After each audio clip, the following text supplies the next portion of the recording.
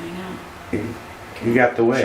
Should I sit here with the wig and pet it the whole Yeah, time? that'd be really cool. Like totally be petting the whole, massaging the wig. You could. Do you have a name? Serena. You don't know about the name? No. You know why? Here, I'll show you real quick. This is why it's Serena. Yeah, Black Hairspray is the name of the website. You go there. Check this out. I'm gonna get to where they're gonna put my picture on here. See how they got all these different wigs with these different chicks? Yes. If you put in Serena, watch this. There's the Jimmy wig. Wow. It's better than you. Well, wait. Shit, I think it looks pretty good on her. See how you can pick all the different colors? Oh. Like That's darker, lighter, more you go this way. And the one she's wearing is like totally light, obviously. Like some weird kind of multi-color. But and you come down here, you see all the people talking about it, reviewing it, and they're all black girls. And now I'm gonna get me on there. I really hope you do. So, just your plan. All right, your theremin. Talk about that and kind of explain how We it works. were just talking about it because my brother's band, or it's not my brother's band, somebody played with, the guy actually can play theremin. Basically what it is, there's an antenna, and the closer you get to the antenna, the higher the pitch. So it's not really, to be honest, it's about maybe a foot or two, foot and a half, 2 feet of range when it starts to come in, and where you finally get to right next to it, it's super high. So it's kind of like and people that are really good at it can actually control exactly where their hand goes, so exact to where they know, like say it's exactly a foot produces an E flat note or something. They can control that so much that they can play melodies with it. Whereas what I do and what Jimmy Page did is just put a bunch of effects on it, like delay, and then basically kind of just create more of an effect where it looks cool because you're playing this weird thing and, you know, putting your hands up, and kind of that interplay between Robert Plant, what he used to do with Jimmy, where they kind of go back and forth, was kind of what was more cool. He wasn't really specifically playing notes as much, you know what I mean, like real theremin players, like on Good Vibrations by Beach Boys, that whatever the melody is. That's what, like, if you watch really old-fashioned people playing theremins when it came out, it sounds like a woman's voice almost. Like they play like literally like a melody with it. It's really cool. So I'm just kind of an amateur at it. It just looks cooler than it really is, I think. What's your favorite song to play with the band? What did Adam say? Rain Song? He didn't answer the question. Oh, he didn't answer it? Yeah. Kind of depends, night after night. Probably, like the reason why I said Rain Song is I was going to say that's one of my favorites to play. We haven't been doing it lately for some reason, but probably because that piece of crap guitar I got up there. Rain Song's really fun though. There's a lot of guitar, cool instrumentation in it. I like playing Achilles' Last Stand. A lot of energy, and I even like playing like Stairway just because the crowd, you know, Cashmere, a whole lot of love the real long hits just because the crowd likes them, and that's usually what it's all about. The vibe you get from the crowd. Because if you play too many songs that people don't know, you know, you can kind of sense it in the crowd, and it's just not as fun to perform live. So I don't know. They're all fun, pretty much. Any real standout gigs? It just blew you Ohio away? gigs are standout. They're all good. You guys saw the one last night. That was freaking awesome. No, pretty much Ohio gigs are really good. I like playing in Colorado, where I'm from. It's because I usually know about half the people in Colorado Springs, at least half the people in the audience. House of Blues venues all over are good, including Cleveland. We play House of Blues in Myrtle Beach, New Orleans. Where else? Orlando. A few other places I can't remember them all, but those are usually pretty good gigs. Usually the gigs that are not like this venue where everybody's gonna be sitting down, I mean, it's going to be all right tonight, I'm sure, with the fact that there'll be a decent amount of people, but people sitting down don't have as much energy as the people standing up. So I kind of prefer the gigs that are a little bit more like last night, where everybody's right in your face, not necessarily right in your face, but standing up and drinking and having fun, partying and stuff like that. Cincinnati was like that too the night before. But I don't know. There's places all over the country lately. Gigs have been good pretty much everywhere. So, You've got getting better. and you've got your Far East excursion coming up. Any anticipation or comments? Yeah, I'm looking forward to that more than probably even going to South America, because it seems like another world over there. You know what I mean? Like South America, it's like most people speak pretty fluent English over there, and it's, I don't know, it just doesn't seem like you're going that far away. It's South America, you know, as opposed to Tokyo. So yeah, I don't know, I haven't looked at it. Just got confirmed not that long ago. I mean, they've been talking about it, but it just got confirmed with the flights and all that. So I've been so busy with my life, I haven't had a chance to look up online and just check out things to do over there. I'm gonna go to Cat Island. They got Cat Island 4 hours away. It's about 105 cats, and the fishermen just go up there and throw them fish, and they keep them alive that way, but they're on an island. Isn't that cool? That's weird. Someone told me about it. I mean, I don't know if it's really true, but I have to do that. Nan was alluding to your family background and Yeah, musical Mom. evolution toward this. Pretty much mainly Mom, since she's a pianist, and she's probably the one that got me into music as far as starting to play an instrument, because I started to play piano when I was really, really young, and I sucked, and we fought like crazy, so I quit, and never really took it serious after that. But that was probably the first instrument I did. So my brother plays bass, Dad played clarinet in all through college, I think. At least he was actually going to college to study to be a music, like get his degree. I don't know if his master's degree in music or what, but so he could teach music in like schools, public schools.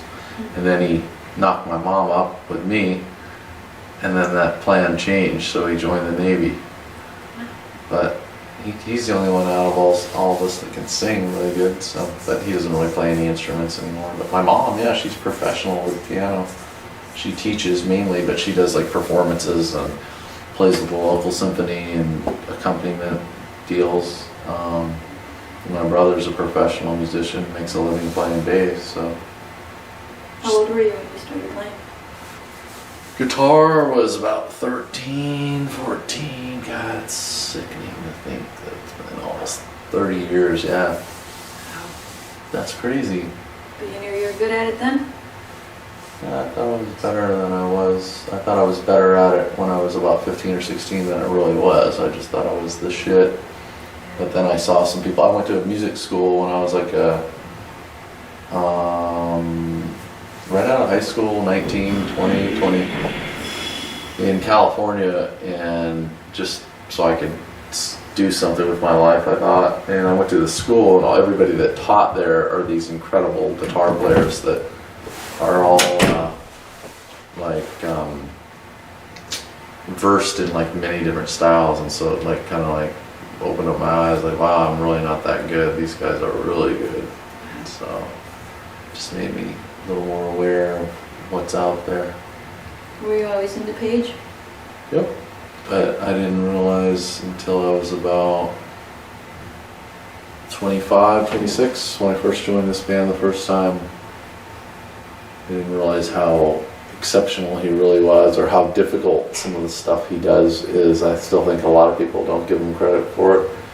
It's just a really unorthodox, bizarre style that is so hard to explain even with words. Just really weird rhythmically, really weird, like I said, unorthodox, bizarre approach to it that not in every song, but like especially a lot of the stuff we do, the live stuff, like Song Remains the Same.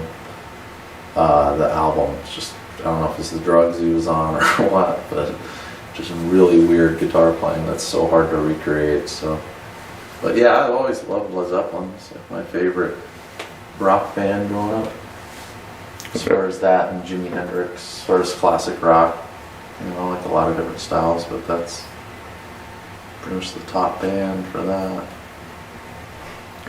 What's been the best thing that's happened to you because of this band? The best thing that I get to every day go on the road and tease Greg. No, I don't know. I guess just the fact that it enables me to basically do something I like to do and make a living at it, and get to kind of travel around the country, and even though traveling sucks sometimes. You do a very... Not bad this week, just driving a couple hours between gigs. That's not bad. That's good. The flying, like tomorrow morning, is a great example. It's gonna suck.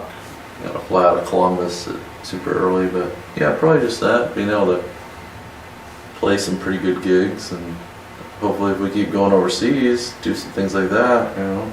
Not that many people can say they've done that. So. You do a great page. How does that feel for you to wear the costume? It's mixed feelings. Sometimes I would rather not have to do the whole image thing, but it was kind of my choice when I decided to come back and play in this band, because before I didn't really dress up that much like them, and dressing up like them and trying to act like them on stage definitely gives me a different feel on stage, that I'm really kind of flipping people's minds on, you know, wow, what's going on? Is that guy really not just playing the notes, but is he really like channeling the guy or whatever, you know? So that was kind of the idea, to try to make it as real as possible and make people think that they're really seeing, you know, the real deal. I was convinced. Huh? I was convinced. Yeah. Well, hopefully you're not the only one. Yeah. But yeah, it's alright. Sometimes it'd be nice to be able to be like Adam and just sit in the back, and not that what he does is easy, but I mean, as far as the one that's kind of more in the background, that doesn't have to worry about any of the performing stuff, but it's worth it. It's cool. You enjoy it? Yeah. Yeah. It's ups and downs with everything in life, so the things I don't enjoy they're not bad enough to where it makes me want to quit, you know. Like, I know I'm not going to be flying around in a jet like them anytime soon, but not too many bands do that even these days. Talk about your original music you were doing before you joined in. Well, I mean, I wasn't doing nearly as before I joined the band. This last time I was actually just playing in a couple original bands that were just mainly doing stuff that was already written and performing. Like a couple of them I played overseas with a few times. That was the first time I got a chance to go overseas. And then the main band I played with was just a basic all-around cover band out of Colorado called Motherload, that pretty much did everything from Stevie Wonder to Commodores to Metallica and Pantera, just everything in between, just whatever basically the venue called for, you know, variety of stuff, so that we could have fun with it, and so that people would you know, maybe accept us as being a little bit more versatile and talented as musicians. It's more fun to do that. That's the main reason, though. You don't get stuck on playing one style. That's what's good about Zeppelin. It's not one thing over and over like AC/DC or something like that. Not that I don't like AC/DC, but that's what's great about Zepp. A lot of different stuff, a lot of different styles, especially coming from a guitarist standpoint. Yeah. So, Light and shade. yeah. So what's your Even though history? most of it was ripped off, but Really? everything in music's pretty much ripped off. It's not just Zeppelin. Has to be. Yeah. It's only for 12 notes. There's only so much you can do. That's right. And what's your history with the band? When did you start playing with them? I first met them when I was 26, and I played with them from 19? Shit. Yeah, 1996 summer of '96 basically till about the end of '98, beginning of '99. So a little 2.5 years, maybe a little over 2 years. Were you the first one? First guitarist? No, I was basically the second main guitarist. I was like the main guy that pretty much started taking them out on the road. Not that I took them personally, but it's when they started touring, I was the second guitar player that kind of started doing that. And I replaced this guy, Jay Bobo, who was, I guess, the original main guitar player they had. And then I lasted, like I said, about a little over 2 years, whatever it was. And what's kind of funny is Jay, I think, replaced me after that. I think they went through a shitload of different guitar players, but Jay was like one of the main guys that stuck with them. And then Mike Morgan, I think, was the other guy that pretty much made it for a long duration. Like he was in the band 5 years, and then I replaced him, coming back into the band back in 2009. So it's going on 4 years. It's crazy. 4 years feels like the same time as the first 2 years because I'm so much older now. You know what I mean? Because time flies so quick. So it's been this time, yeah, almost 4 years now. Crazy. But better now. You get to go home and not be around each other day after day after day, month after month after month. We get to get breaks from each other. That's what everybody needs to get along with each other better. That's good. Well, I think that was good, John. Anything else you want to add? Oh, I have a stock question. Nah. What message would you like to give to your Zoso followers? Zoso flowers? Followers. They said the flowers. I was like, the flower power.